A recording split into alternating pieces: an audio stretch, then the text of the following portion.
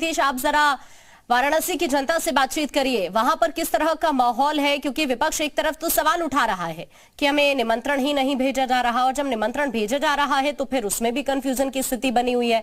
वहां की जनता क्या कह रही है?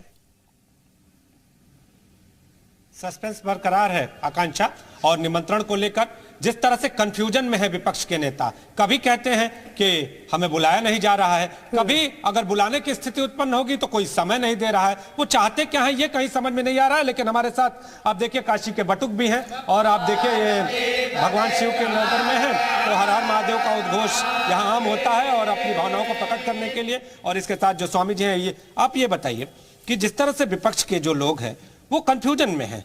कभी कहते हैं कि हमें बुलाया जाएगा तो जाएंगे, कभी कहते हैं कि नहीं भी बुलाया जाएगा तो भी जाएंगे, कोई समय नहीं दे रहा है। अगर ट्रस्ट किसी को कार्ड भेजने के लिए समय मांग रहा है, ये क्या है? ये क्या करना चाहते हैं? क्या इनको बुलाना चाहिए, नहीं बुलाना चाहिए? संतों की क्या राय? सबसे बड़ी समस्या ये है कि किस मुख से वो बोल रहे हैं कि मुझे निमंत्रण नहीं दिया जा रहा।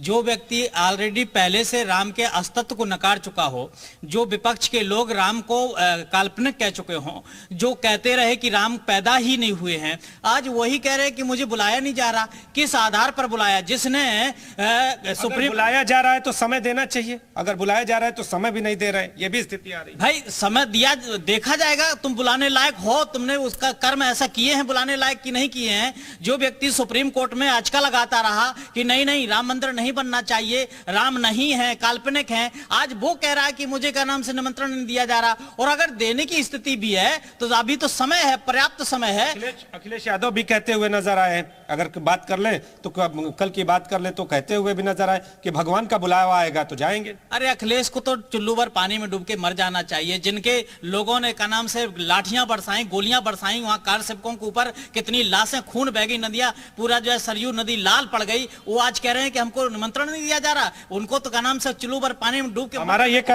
कहना है कि उन्हीं की पत्नी डिंपल यादव वो ये कहती हुई नजर आई कि हम जाएंगे। ऐसी स्थिति में आपस में घर में ही कंफ्यूजन की स्थिति है क्या? देखिए कंफ्यूज तो वो पहले से ही है, ऑलरेडी लोग कंफ्यूज हैं, चाहे वो डिंपल यादव हो, चाहे अखिलेश यादव हो, और चाहे उनके अभी सचिव जो स्वामी प्रसाद मौर्य है, जो अंड कबंड बर हमेशा सनातन धर्म के बारे में बोलते आए हैं, तो उनके बारे में क्या? ठीक है नीतीश, आप बातचीत करते रहिए, मैं आपके पास वापस लौट रही हूँ। आपको गोरखपुर भी लेकर चलते हैं, आशीष के पास इस वक्त। आशीष, क्या गोरखपुर में भी इसी तरह से माहौल टाइट है क्या? जी बिल्कुल, देखिए पूरे देश में माहौल टाइट है। जिस तरह से राम जन्मभूमि पे 22 तारीख को न्योता को लेके हर जगह हड़कंप मचा हुआ है, चाहे पक्ष हो चाहे विपक्ष हो। जिस तरह से सियासत राम के नाम पे किया जा रहा है, गोरखपुर की जनता उनसे बात करते हैं।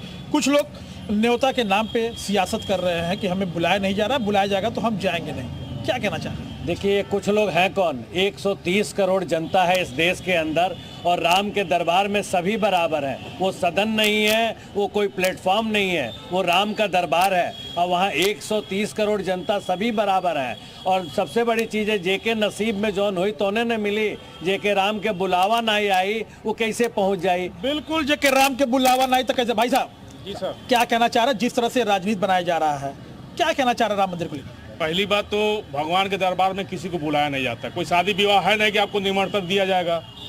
तो जिसकी स्वेच्छा होगी वो अयोध्या जरूर पहुंचेगा। हमारे माननीय मोदी जी ने बोला है कि 22 के बाद हम पूरे गोरखपुर के बहुत लोग जाने वाले हैं।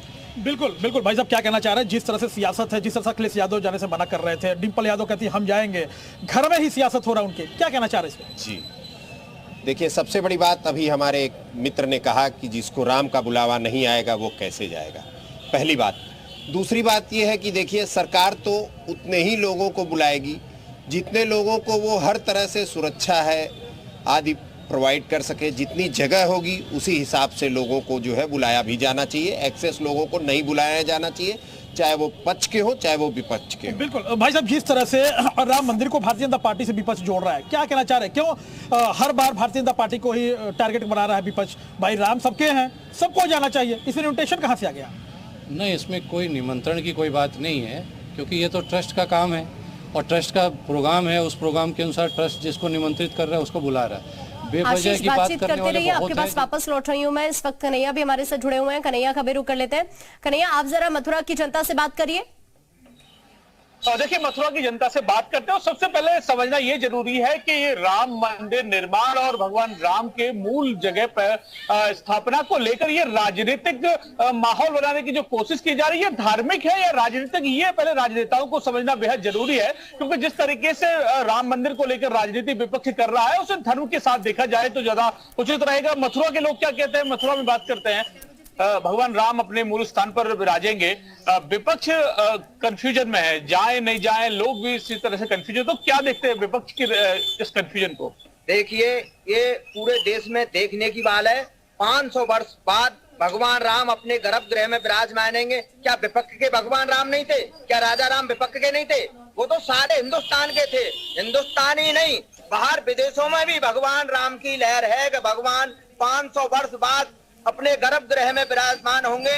फिर से अयोध्या में राम राज आएगा, पूरे देश में राम राज आएगा। और हमें गर्व है कि हमारी पीढ़ियों ने बलिदान दिया, शहादत दिया। और आज हमारा मंदिर बन रहा है। नेता बड़े कंफ्यूज हैं, उन्हें अगर इनविटेशन देते हैं तो कंफ्यूजन, नहीं देते हैं तो हर तरीके से बुलाएं तो दिक्कत, नहीं बुलाएं तो दिक्कत। तो कैसे देखते हैं जो विपक्ष? मुझे तो विपक्ष के नेताओं पर बड़ा तरस आ रहा है।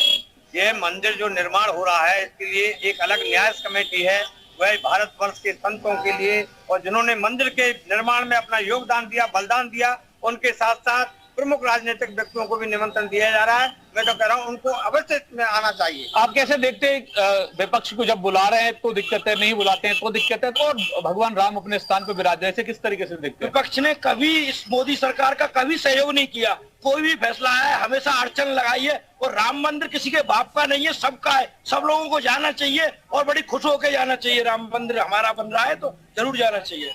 विपक्ष के लोग बातचीत करते रहिए।